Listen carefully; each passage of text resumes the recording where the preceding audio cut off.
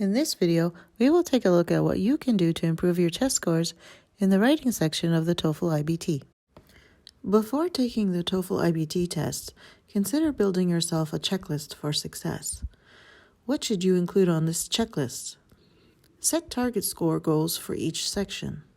Familiarize yourself with the test. Learn the answer techniques for each section. Answer practice questions for each section. Learn from others' test experience. Take a full 3-hour practice test. Visit the EduKitchen website, link in the description below, to learn more about how we can help you prepare to take popular tests of English, such as the TOEFL iBT. For example, we help familiarize you with the test by explaining the sections of the test, the format of each section, and how the TOEFL iBT is different from the TOEFL ITP. The videos on our website help to explain in detail the format of each section of the test. Click to subscribe to find these and other videos on the EduKitchen YouTube channel.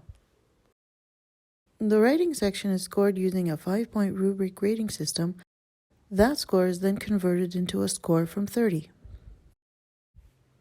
There is one rubric for the independent task and a separate rubric for the remaining integrated tasks.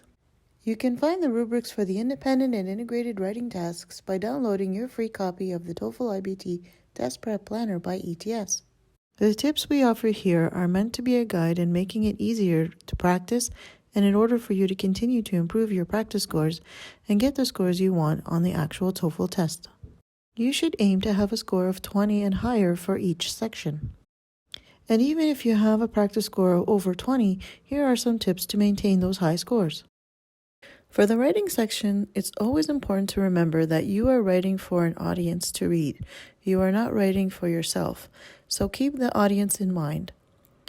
If your score levels are good, consider doing the following. For integrated tasks, practice listening, reading, and writing about lectures with a teacher or friend. For independent tasks, read articles that show a writer's opinion and summarize the writer's opinion. If your practice scores are at the fair level, for integrated tasks, practice listening, reading, and writing about lectures from recorded videos on the internet using subtitles to help summarize what you read and heard. For independent tasks, read articles that show a writer's opinion and then begin by outlining your opposing response and then write your response, recognizing your main ideas and supporting details. If your scores are at the limited level, it's important to recognize how to use your first language to help you with your second language of English. For example, for integrated tasks, practice listening, reading, and writing about lectures from recorded videos by first using your own language subtitles and then summarize what you heard and read in the English language. For independent tasks, read articles that show a writer's opinion and then use your first language to help you write an opposing response, but use the second language, the English language, to recognize main ideas and supporting details. Remember, your first language is there to help your second language.